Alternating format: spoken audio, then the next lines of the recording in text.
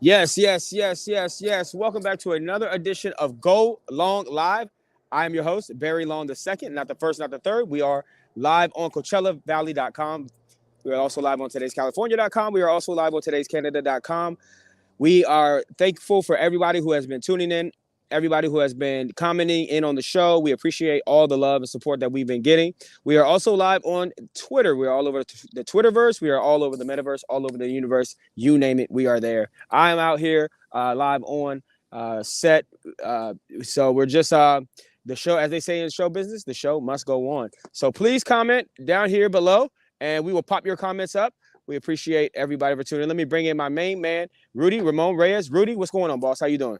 Man, I'm not doing too bad. I don't know how Jerry Jones is doing right about now, but I know I'm not doing too bad myself. We could always look at this day and think to ourselves, is this the way that it's going to be? Is this a daughter from another mother? I mean, you would Yes. think, who's your daddy? Well, obviously, Alexander David. Yes. So we're going to talk about that. So Jerry Jones basically has gotten a lady coming out and saying that he is her biological father, and I'm not sure if they're going to end up on the Maury show or what's going to happen. But Jerry Jones has an issue with a chick that's saying that he is the biological father. Also, there are other stories that we're going to talk about today. We have some major trades that happened in the NFL. We had Carson Wentz go to the formerly known as the Washington Redskins there and the Washington football team, the Washington Commanders. So this is going to be either a good thing or a really bad thing. We're going to find out, but we'll talk about that as well. Also, the biggest trade that we saw this week, Russell Wilson. I was going to say Russell Westbrook. Keep getting those caught up. We're going to talk about Russell Westbrook too. But Russell Wilson has been traded to the Denver Broncos, and we will discuss that here shortly as well. As we have another story that we already have a comment. Hold on, let's put this comment up. Julian Rodrigo, he says hi from Bakersfield. So shout out to you, man. We appreciate it. Now let's just jump right into it, okay? Let's just jump right into this Russell Wilson story. This is the biggest story that we've seen all week. We know that Russell Wilson has been a little bit upset the last few years. That's a terrible picture of him, by the way.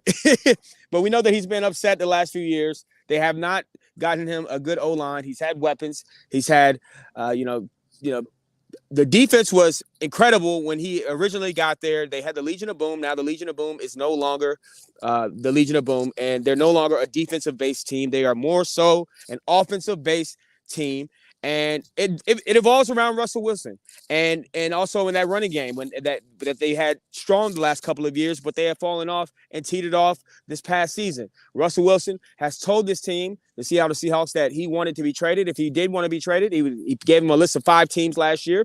We saw the drama that unfolded with Aaron Rodgers as well. And it ended in a different way. Aaron Rodgers ended up re-upping his contract for $200 million. But Russell Wilson, this was kind of a shocker to me because when I first saw that he was going to get traded maybe and it started coming through, I was like, man, Denver? Really? I understand that Denver has a lot of weapons and they're a team that, is basically a quarterback and a couple other pieces away from being a dominant team in the NFL. But I wanted to see him go to a place like New Orleans or that was a team that had a great defense, that had a better O-line. Denver Broncos have a decent O-line, but not as good as, let's say, the Indianapolis Colts or the New Orleans Saints. So I was expecting him to go to a different spot. He ends up in Denver, working under John Elway, and he's got some pretty good weapons. They traded him for Noah Fant. He got traded for Baker. He also got traded for four picks, 2 first-round draft picks, 2 second-round draft picks, and a third. Correct?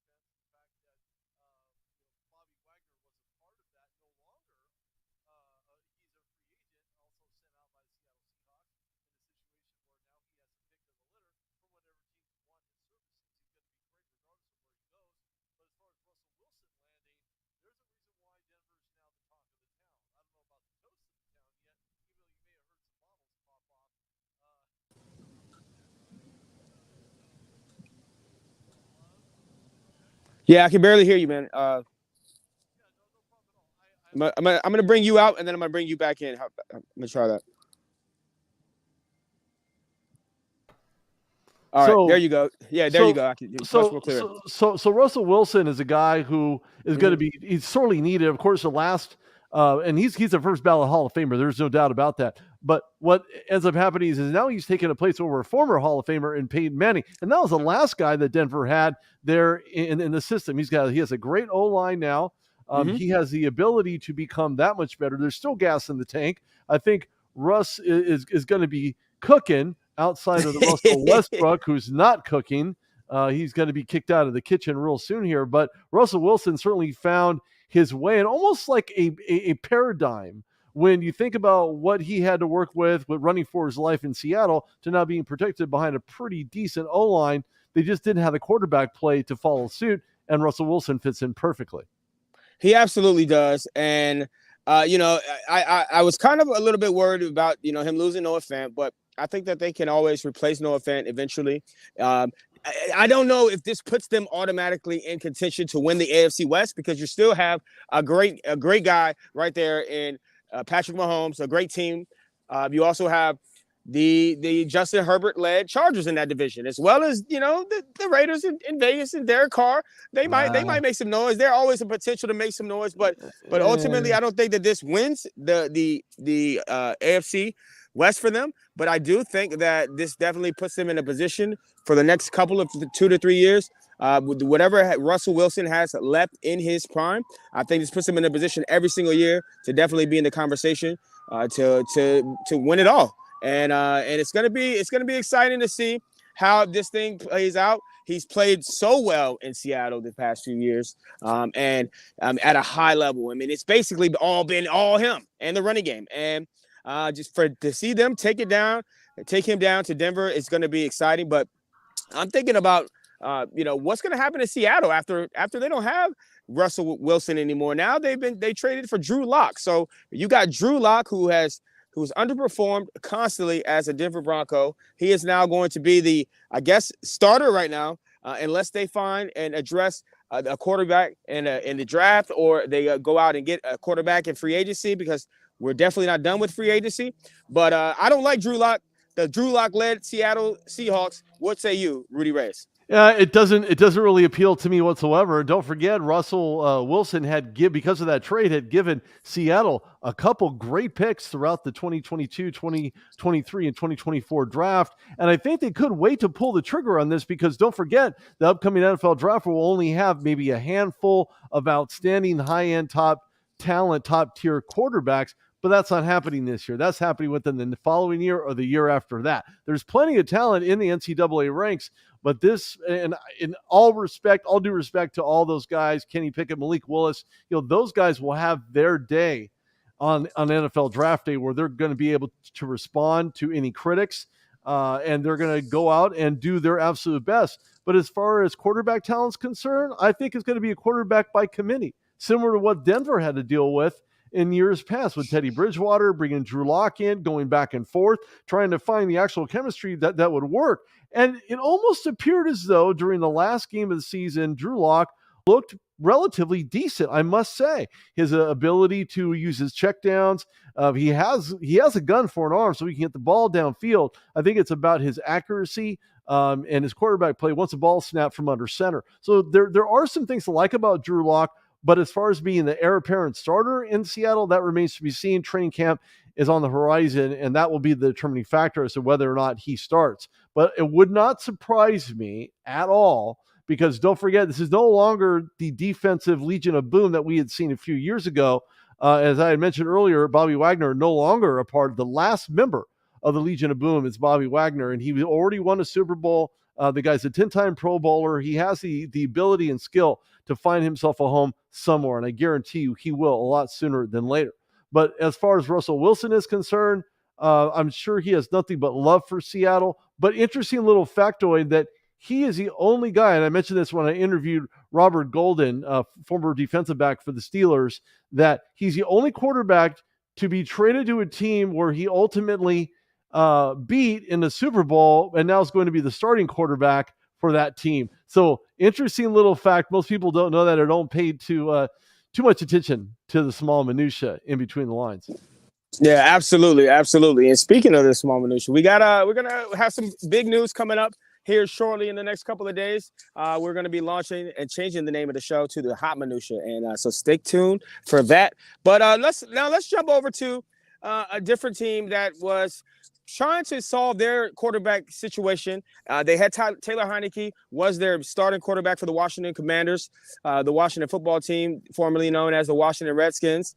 Now they went out and they have drafted and went out and traded for Carson Wentz. Carson Wentz now leaves a team after just having 1 year at the Indianapolis Colts. Everyone was kind of thinking that maybe this was going to be a good move for him. He had some tumultuous end in Philadelphia. We knew that he wasn't liked by the locker room. He wasn't liked by Doug Peterson. They ultimately chose Carson Wentz over Doug Peterson.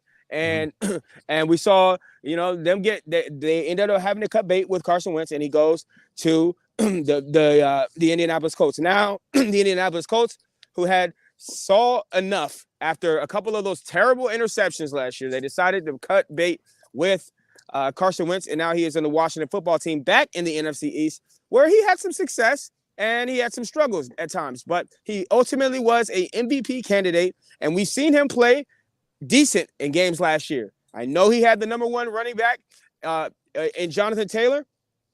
I know that he had the number one or number two offensive line in the league.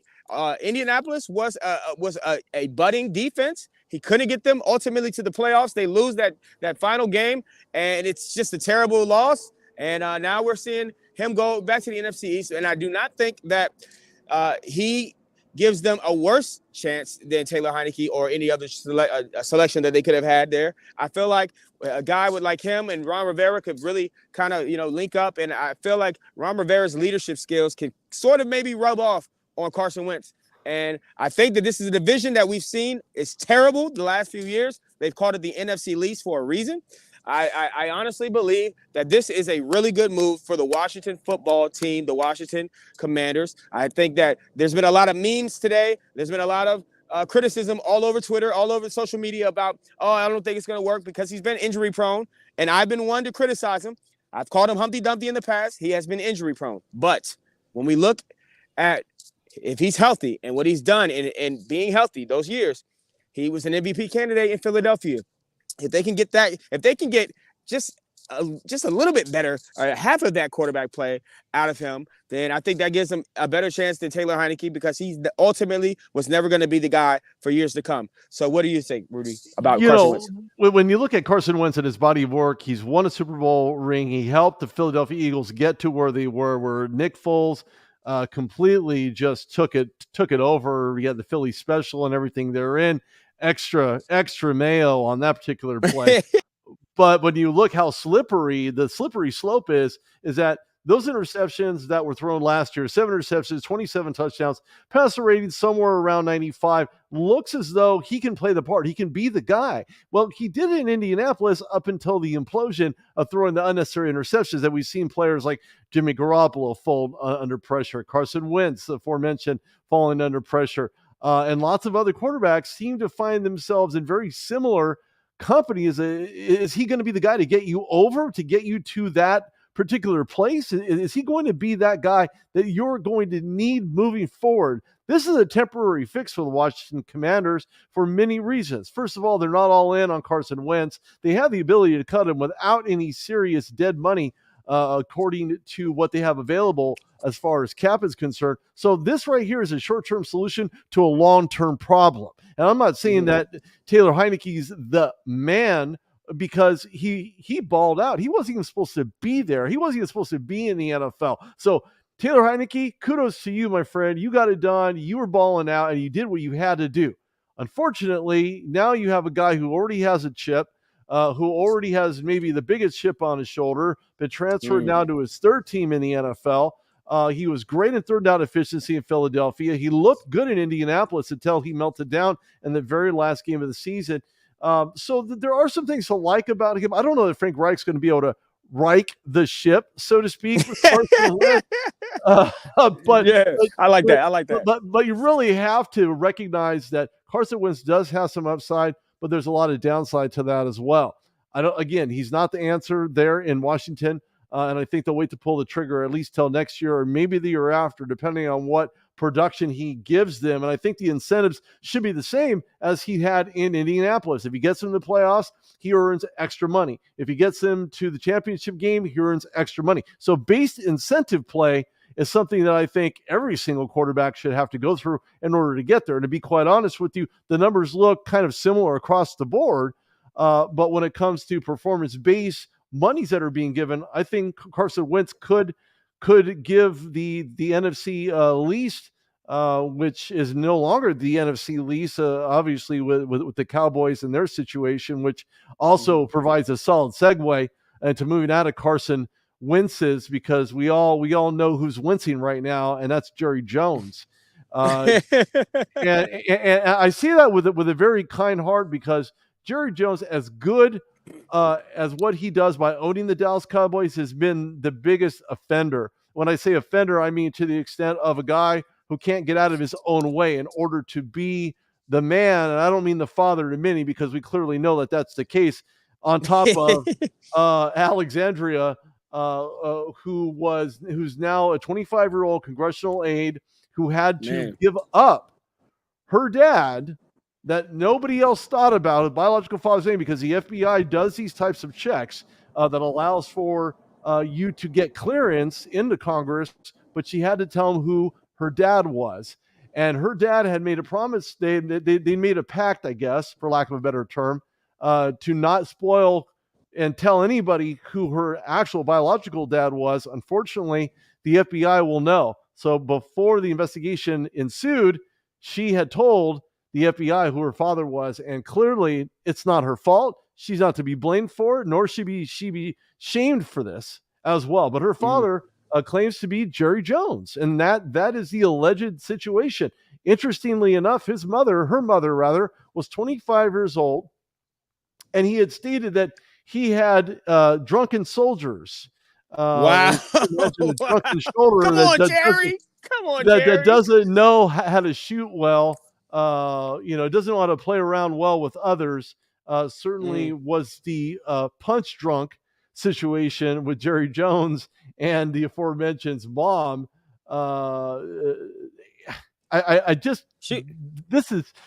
This is bad. This is bad for Jerry Jones. This is bad for a lot of financial reasons. Really. Don't forget, his other kids also get about $10.6 billion each. That's a lot of Jerry's world. You should be eating Jerry's world, just like Jerry's ice cream, or what's the most popular food? What's the most popular food in Texas? Is it Texas barbecue? Is it the 72-ounce steak that you can get when you're driving on the freeway? That's a lot of them steaks. That's what that is. But keep him. So Jerry Jones is drunk, right? And he's having sex with other women, and he now has this situation. It's going to cost him a lot of money, and it makes him look really bad. Although he's a great businessman, it does make him look extra bad. And what also made him look bad was that they've got a former executive from the Cowboys that they're investigating right now for doing an upskirt shot on his own daughter during the draft, the war room. So this has been the second story that we've seen from Jerry Jones that has been, and it's nothing that's going to, make them remove him from being the owner. We saw Bob Kraft go and get a rub down, and the ending wasn't sad. But no, it wasn't sad, but it also got washed away, which is what you could actually see from this Jerry Jones situation. If you got money, you can clean yourself to where you come out smelling like a baby's bottom. And unfortunately, that was Robert Kraft's MO. We don't know what Jerry Jones's MO is going to look like when it's all said and done. So it remains to be seen. The jury's literally still out on this, and the investigation is still ongoing. And of course, with Jerry's smug and his looks, I can imagine his daughter looks like him, along with his other children, obviously. Jerry Jones seems to find himself and find a way to get back in the news. It's not as if his own team, the Dallas Cowboys, is not the most expensive franchise in the NFL that makes the most money, but he could probably build another stadium right next to it and still make billions of dollars off of that too. So, a lot of things to be considered when you talk about a court case that is yet to start. as far as the first suit is concerned.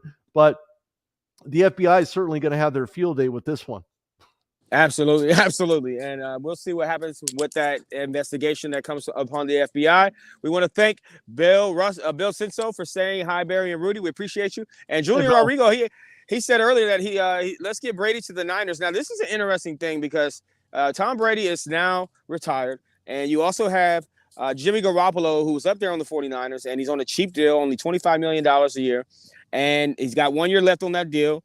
And there's been talks that he's going to get traded for a second round. That would be a high. That would be a high price for Jimmy Garoppolo. But a lot of people are saying third, fourth round, maybe. So he could end up anywhere, basically. But now I feel like the doors have been blown open for a chance for maybe Jimmy Garoppolo to go down to Indianapolis or somewhere else, and we'll see if they can, because there's no longer, it's now off the table for the San Francisco 49ers to have Aaron Rodgers go to their team, because obviously he read up his deal. So it's going to be interesting to see how it unfolds with the whole situation going on in Indianapolis, because they want to get somebody in there to save Frank Reich's job. And that the 49ers want to figure out what they're going to do in their quarterback situation. So we'll keep continuously watching that, and we'll update you guys on that. Now, I also wanted to mention a story that came out of LA. But before we do, we want to say we are live on CoachellaValley.com, today's California, and today's Canada.com. He is Rudy Reyes. I am Barry Long II. And this is a story that came out about Russell Westbrook. And he says that, of course, we know how bad he's been playing this season. And it's just been terrible all season long. I mean, this is one of the most disappointing teams that we've ever seen. Super team, whatever you want to call it, put together in a long, long time. I mean, there was a super team back in the day with the Lakers when you had Kobe Bryant and you had Dwight Howard and Steve Nash was supposed to play, who never ended up playing, basically. And this team still made it to the playoffs. But this team right here is just teetering on that outer edge of not making the playoffs, and it's looking worse and worse every single game. Shout out to LeBron, who dropped 56 points the other night. But even if LeBron drops 56 points every single night, it doesn't feel like this team can go anywhere. But Russell Westbrook has been criticized heavily throughout the media. We've criticized him. You've criticized him at home watching. Everybody's been criticizing him. And he's been getting a lot of heat on Twitter. And he said at the podium that basically his family is getting death threats. And it's just, he says, I stand behind my wife. It's reached a point where it's really weighing on my family. We're being harassed daily. I don't even want to bring my kids to the game to hear people call their dad nicknames for no reason. And Russell Westbrook has been a nickname that's thrown out there. We've seen him get into altercations with plenty of fans sitting courtside. Russell Westbrook does garner some of this attention, this negative attention, and it's worthy. It's worthy of it right now. He is definitely worthy of this negative attention, and I just feel like it's time for Russell Westbrook to get out of here. They might consider shutting him down for the rest of the season, or they might, keep him. But I believe that they cut bait with him at the end of the season. He's overpaid right now, or making an average of $41 million a year, and performing terribly. But this is something that I feel is too much. When you start talking about death threats, the jobs that you have as a public figure come with the territory of knowing that eventually, sometime, you may get a death threat if you perform badly or if you say something crazy on your social media. Death threats are imminent if you are a public figure. This is what you sign up for as a professional athlete, as a public figure. But I just feel like it's gone too far, and as an LA native, you would hope that they would have more respect for Russell Westbrook. The problem that I have with all of this is that when you look at its overall 3-point percentage, and of course nobody should be taunting players. Nobody should. If you're going to taunt a player, you may as well not even bother showing up. It's that old adage that grandma or mom used to say: if you can't say anything nice, don't say nothing at all, and keep your mouth shut. And I think that's where this kind of lies in both sides, right? Because there are two sides to every story. Actually, there's three sides: his version, and the truth, right smack dab in the middle of it. And the problem that I have is based on production. He's not even 30% from three for the since February 9th. So a lot of questions in regards to where his production is and where it isn't. Don't forget, tonight against the Rockets, even though they've won 30 points, he was 11 for 21. He was 1 for 3, not very good. He had 8 rebounds, 6 assists, and 1 block. So somehow, some way, this got to Russell Westbrook. Somehow, in some way, shape, or form, this made him a better player, at least for tonight. I don't know what it's going to look like moving forward for Russell Westbrook, but I do know that if he keeps this production up, it's going to be more of a reason why the Lakers should keep him instead of him being this sad tragedy on the sidelines for the LA Lakers. And don't forget, LeBron James dropping 50 points. That means he's doing this all by himself. He has no support. There is no supporting cast. And what happens is you get rid of a lot of great players or would-be great players, and this is what you're left with. You're left with LeBron James leading the charge every single game.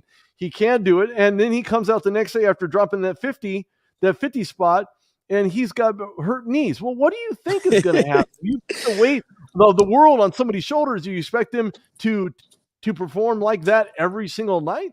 No. I mean, heck, Michael Jordan played in the flu game. Kobe Bryant was sick, and he dropped almost 50 points himself. So it's not as if it's impossible. The problem is that Russell Westbrook right now is still more of a liability cap-wise for the LA Lakers than he is to offset that with production. But this should still not fall on just the shoulders of a guy like Russell Westbrook and a guy like LeBron James. It should fall on everybody's shoulders. This is a responsibility that should be felt through Jeannie Buss. There were some rumors in regard, and I don't believe in rumors. You can play the 80s song if you want, but I'm not a rumors guy, okay? Oh, I love that song. Rumors are floating around or whatever, but there are rumors that Phil Jackson had conversations with Jeannie Buss in regards to the team and what he believes needs to happen. And don't forget, they were dating. They're not married.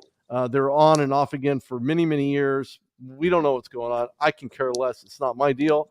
But at the same token, when you look at the Lakers franchise, this franchise is in a mess right about now. They're only 2 years removed from winning their last bubble chip.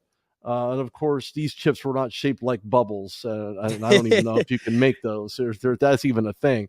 But if you got the chips, you may as well have the dip. And right now, the Lakers are dipping kind of low right now and will not. And I'll repeat this till the cows come home on Sunday and Monday night. They will not make it to the playoff tournament. And if they do, they're the first ones gone. And it's sad. And yeah, they're not going to get the chip with the dip, like as in Drake said. And it's going to be hard, even if they do get in the playoffs. We all suspect them to be one and done. I don't expect them to win the playing game. So I just think that this is it's just time to just call it quits this season. I mean, LeBron James is obviously going to try to finish out the season, but I felt like him sitting down and saying that he's not playing because of the knee soreness is kind of the team giving him load management, if you will. So I feel like they should do the same thing with Russell Westbrook. Just call it a season and save LeBron James's body. That whatever is left, he's 37 years old. Whatever's left for the next 2 years, I think that you should try to get the most out of him, and you don't want it to have any injuries or anything happen. Anthony Davis clearly is not going to be right this season, so it's been bad for the Lakers, and we just hope that it gets better. But now, real quick, let's jump down into college basketball because we had something crazy happen the other night, and a suspension has been handed out to Syracuse player and son of head coach Jim Boeheim. His name is Buddy Boeheim. He punched an FSU player during the game. It was kind of a slick punch. It wasn't a Grayson Allen type, dirty play. This was just a kind of a punch right to the gut to one of the players, and we got a video clip of it right here. And if you watch him, Buddy Boeheim is on the left side of the screen, and he just kind of gives him a little punch to the stomach. But what ended up happening is Buddy Boeheim has been suspended now for the Duke's game, Thursday's Duke game, tomorrow in the ACC tournament. This will maybe Buddy Boeheim's last game as a Syracuse Orangeman. He has been on this team for 4 years. We know 3 years. We know he transferred to the team that his dad coaches. He's worked his tail off. We've seen him have some special moments last year in the tournament, knocking down threes. This has been a rough year for Syracuse. They're 16-16. They're 9th right now in the conference. So it doesn't look like they're going to be able to just automatically get a bid in if they don't win the conference tournament. So they need Buddy Boeheim, theoretically, and he won't be on the court tomorrow against the team in Duke, which is looking to come off that loss to UNC. So we're looking at maybe potentially the end of his collegiate career and it's not a guarantee that Buddy Boeheim is going to get drafted. So he might end up, playing in the G League somewhere. But if they do not pull out a victory tomorrow against Duke, then it is definitely over for him. And it is a sad way to see your season end. But how do you feel about this suspension? Do you feel like it wasn't warranted, or do you feel like he should have got suspension? Because during the game, they did not call him for a flagrant foul or kick him out of the game and get him ejected. But the ACC went back behind, or the Big East, they went back behind, and they made sure that the ACC went back behind, and they made sure that they were, going to be the disciplinarians. And this is kind of a backdoor punishment. And there's some people that are critical of what they did on Twitter and robbing him kind of potentially his last game. But I feel like if you punch somebody in the stomach, you got to go for at least a game. What do you think?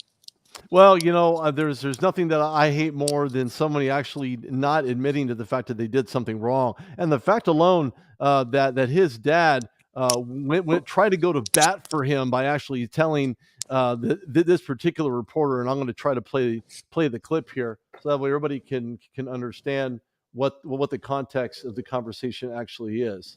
So when you look at the Boeheims, you think to yourself, well, he this and he that. I'm going to play the clip and see if anybody can actually hear this or not, if it'll actually even happen. So, no, I mean, his dad said, well, he bumped him a couple of times, so he had basically every right, and this is my interpretation, this is my translation, he had every right to go back and hit him in the midsection. Now, that's not Boeheim basketball, in my opinion. I've never seen a coach who coaches his son, actually, or any family member on the roster, to really suggest that it was an accident, or trying to justify, say, well, he hit him first. What are you, in 5th grade? I mean, let's really kind of wake up here and recognize that this is a serious, and this is a grave error. This is a grave problem, and you have to learn how to stop this whole situation. Being able to suggest, of course, it's not going to allow me to share this for whatever reason, but bottom line is that he'll be suspended. It's a flagrant 2, and it wouldn't surprise me to not see him play another game in the NCAA, regardless of what his dad is crying and whining about, how this guy pushed him. And yeah, he did. He made some forcible contact. There's no doubt about it, but it doesn't warrant someone getting kidney punched because you didn't like someone muscling in inside of the paint to take your spot. Yeah, absolutely. And what's going to end up probably happening is they'll lose the game. I predict that they'll lose the game tomorrow to Duke, and I also predict that they might end up in the NIT tournament. So he might get a chance to suit up again, but it won't be at home. It won't be in front of that crowd, and it certainly is a sad way to end your collegiate career. But like you said, you got to stop punching people in the stomach. Now, real quick, we have one more little quick thing that we want to do. It's our meme of the day. And we do a meme of the day each and every year. And this is not sports related, okay? This is not sports related, but this is Professor DMX, and he says, y'all gonna make me use my mind. I thought that was so great. And then somebody commented, up in here. Professor DMX, rest in peace to DMX. He is, he was a legend, man. When you go back and look at some of his YouTube clips and some of his videos of him talking inspirational, he was a poet. I mean, this guy was a pastor. He was a poet, didn't know it. Man, didn't know it. And he had his issues now, but shout out to him. So yeah, Rudy, let him know real quick where you can be found. Sure, you can go to @RudogReyes on Twitter. You can go to Facebook, go to LinkedIn, find me on Instagram, or people like to call it IG because this is the acronym AGE. So if you want to go that far, you can go to Triple R. Call me Triple R. Ooh, Triple R, like Triple H. I like that. I'm better than Triple A because I'm always there. Oh, wow. Ooh. Y'all can find me on Twitter at Radio Barry Long. I'm on IG at Barry Long II, and I'm on Facebook at just the way it's spelled right here. Appreciate everybody for tuning in. Stay focused, stay motivated, stay inspired, and remember, you are capable of doing anything, so go out and do it. We'll talk to you tomorrow.